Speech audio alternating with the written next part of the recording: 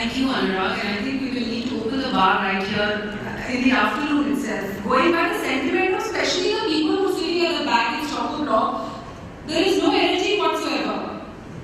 Can we make some noise? Can we clap? Can we get some energy into the room, please? Guys, students!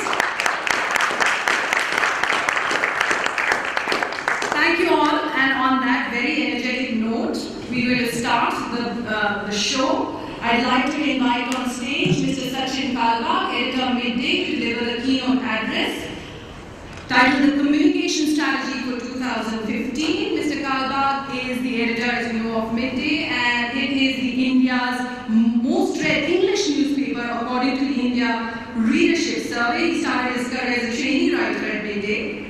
While he was studying international economics at Mumbai University, he remained with Midday for nearly a decade in various roles that included being a radio station newsreader, which is amazing considering that I also started my career with the radio fraternity. He was also content head of midday.com. Sachin joined Digit, India's largest selling personal technology magazine, as the executive editor and moved on to DNA to launch a newspaper in Mumbai. As its news editor, he was stationed in Washington, D.C. as the paper's US correspondent and returned to India to join Hindustan Times as its online editor. He joined the India Today group to be a part of another brand newspaper, Mail Today, published in collaboration with the Daily Mail of London, and he spent 3 years at Mail Today as its senior editor before returning to his hometown, Mumbai, which apparently is very close to his heart, as we discussed outside, considering there was a Delhi and Mumbai fight which was happening. So by the end of this evening, we should decide Mumbai is better or Delhi is better. Sachin, over to you.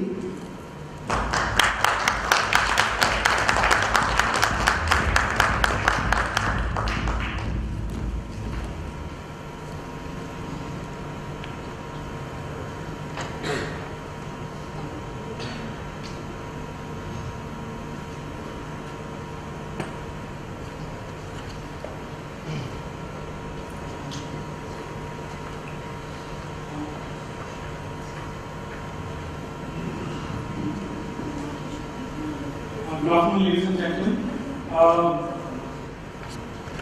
Thank you. I'm a novice to, like Anurag, I'm a novice to public relations as well. I have no idea how it works.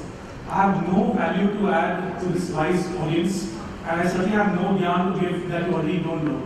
So the last resort of any speaker who knows nothing about the subject that he's going to speak on is to tell a story and to divert the attention of the audience.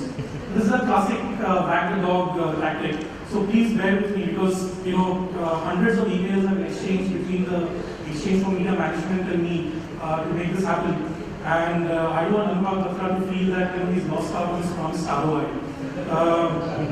And whoever knows Anurag knows that even in panel discussions he will calculate the technique to calculate ROI.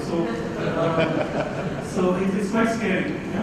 So anyway, back to the story I was saying. My paternal grandmother, she died before I was born. So the only stories I've heard were from my mother's mother.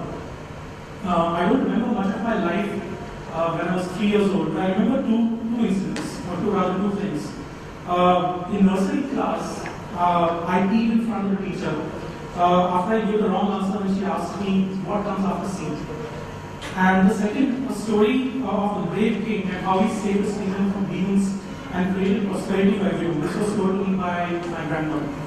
His name was, actually that's not relevant. What is relevant is that my grandmother, like most of perhaps your grandmothers, created a fantasy world for me to live in. At 3, she made my imagination soar because she put in my mind, flying chariots, thousands of teddy bears on the streets for kids to pick up. All my meals, or rather all the meals in the stories were made up of chocolate and ice cream. And the only things that parents did in the stories for children were buy gifts. It was utopia. So by the time I was 5, I was bored of all this. There was no fulfillment of any of the promises that were made when I was 3 years old. I waited for 2 years for this story to happen to me, but there were no teddy bears on the streets. My breakfast was made solely of bonvita and either poha or idli. And the street where I grew up in, and my parents of course gave me gifts only twice a year, on my birthday and Diwali, and only once a year if they found I was behaving well. So when I complained about this to my grandmother, she changed her stories. It was about the same cake. But now it was not about prosperity and chocolate and ice cream.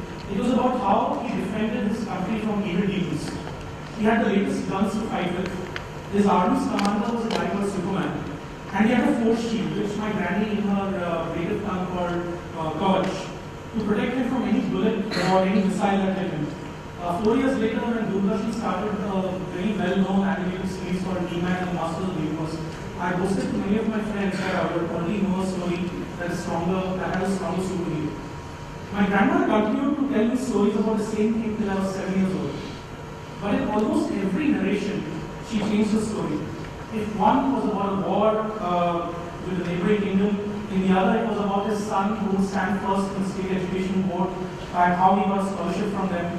In some others, it was how he flew the biggest kites and won all the kite flying contests. In one memorable story, I still remember this, in one memorable story, he fought a tiger, eventually tamed him, and the two of them became the best friends. It was the most fascinating story ever. I'm only guessing, but I hope I'm right assuming this, that almost everyone in the audience here has had a grandmother or a grandfather who told them stories. And my guess is that the moments you remember the most from your childhood, apart from the time that you were hit on the knuckles by your teacher for not doing your homework, are the moments you spend with your grandparents.